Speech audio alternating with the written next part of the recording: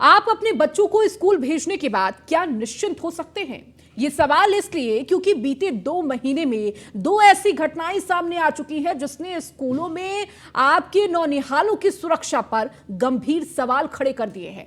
ताजा मामला आजमगढ़ से सामने आया, जहां एक 11वीं की छात्रा की स्कूल में मौत हो गई। इस मामले में पुलिस ने कार्रवाई की और प्रिंसिपल और क्लास टीचर को जेल भेज दिया।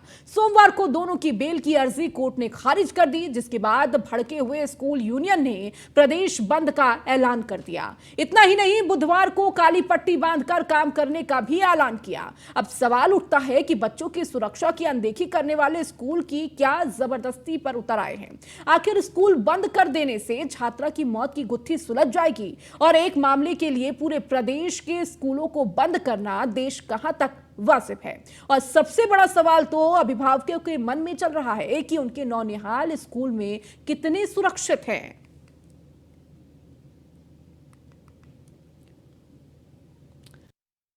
बताते हैं कि पूरा मामला क्या कुछ है। मामला 31 जुलाई का है, जब आजमगढ़ के हरबंशपुर के एक निजी स्कूल में पढ़ने वाली छात्रा ने स्कूल की छत से कूदकर खुदकुशी कर ली।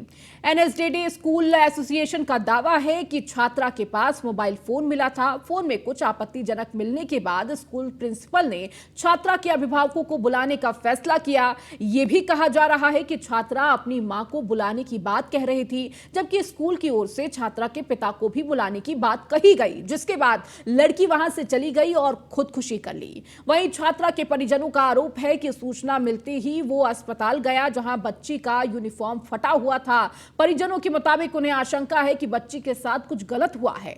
वहीं पुलिस के मुताबिक कार्रवाई साक्ष्यों के आधार पर की गई। सीसीटीवी फुटेज में छात्रा प्रिंसिपल के कमरे के बाहर आधे घंटे से ज्यादा वक्त तक खड़ी रही, उसके बाद अचानक छत से कूद गई। इतना ही नहीं, स्कूल प्रशासन ने साक्ष्यों को मिटाने का भी काम किया है।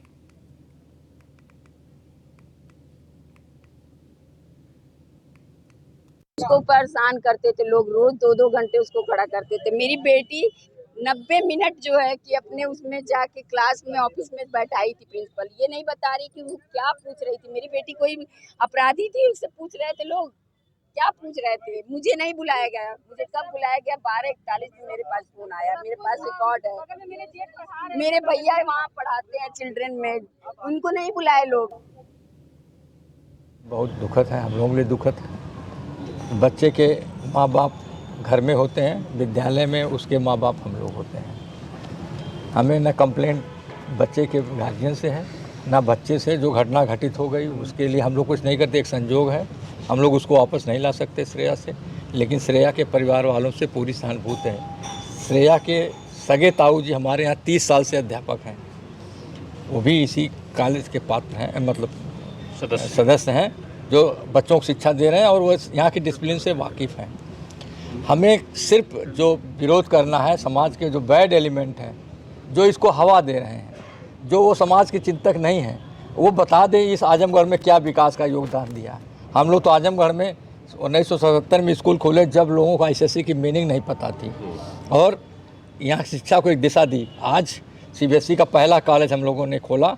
आज ज़िले में कम से कम 62 सीबीएसई कॉलेज हैं, 3 आईसीएसई कॉलेज हैं, यूपी बोर्ड हैं। तमाम बच्चे निकल रहे हैं, यहाँ से भी बच्चे निकल रहे हैं। घटनाएं कहीं भी हो सकती हैं, ये तो एक संजोग है। बच्चे जा रहे हैं, रास्ते में एक्सीडेंट हो सकता है, पूरा का पूरा परिवार साफ हो जाता है, लेकिन दुख तो होता ही है। विरोध कर रहे हैं प्रशासन का, हम सिर्फ विरोध कर रहे हैं प्रशासन का, जिन्होंने बिना सोचे समझे, बिना जांच के हमारे प्रिंसिपल और टीचर को जेल। देखिए, एक बड़ी दुखद घटना है जिसका मुझे भी बहुत दुख है। बच्ची कब वहाँ पहुँच गई, कैसे वहाँ पहुँच गई, देखिए ये मैं कुछ नहीं बता सकती हूँ। जब घटना हो गई मैं दौड़ी गई, मैंने अपने गार्ड को बुलाया, उसको पहुँचाया, लाइफलाइन में पहुँचाया, रामा हॉस्पिटल में पहुँचाया। लेकिन वहाँ जाते हुए जो भी आगे का वो है, वो कुछ मेरे पास शब्द नहीं है, मैं कैसे कुछ कहूँ।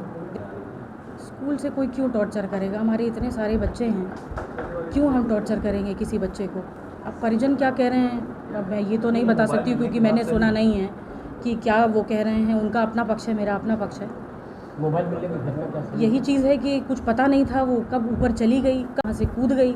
हमारे 2-3 टीचर्स दौड़े, चिल्लाए, उसको बोले कि नहीं नहीं मत कूदो मत कूदो मत कूदो, लेकिन तब तक वो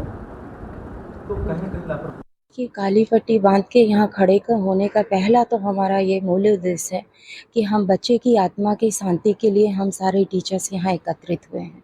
हमें भी इस बात का बहुत दुख है कि वो बच्चा हमारे बीच से चला गया और हम आज ऐसा फील कर रहे हैं कि जैसे वो हमारा ही बच्चा हो। ऐसा नहीं है, हमें भी बहुत दुख है उस बच्चे के जाने का, लेकिन ये चीज़ें कैसे घटित हो गई ये चीज़ें हम भी नहीं समझ पाए। लेकिन आज हमें वैसा ही फील हो रहा है, उसकी आत्मा की शांति के लिए ही हम सारे टीचर्स यहाँ एकत्रित हुए हैं। और दूसरी बात यह है कि ठीक है वो बच्चा तो चला गया, उसके लिए हम तो बहुत दुखी हैं, लेकिन आज हमारा जो ये टीचर समुदाय है, जो हमारे टीचर्स जो हमारे साथ खड़े हैं, ये भी काफ़ी डरा हुआ महसूस कर रहे हैं। और एक टीचर अगर बहुत डरा हुआ होगा, बहुत प्रेशर में होगा, तो शायद क्लास में खड़ा हो पाना आज हमारे टीचर्स के लिए बहुत मुश्किल हो रहा है, क्योंकि उन पे इस तरीके से सवाल उठाए जा रहे हैं, इस तरीके से क्वेश्चंस पूछे जा रहे हैं, कहीं भी हम लोग बाहर निकल रहे हैं तो मुश्किल हो जा रहा है लोगों के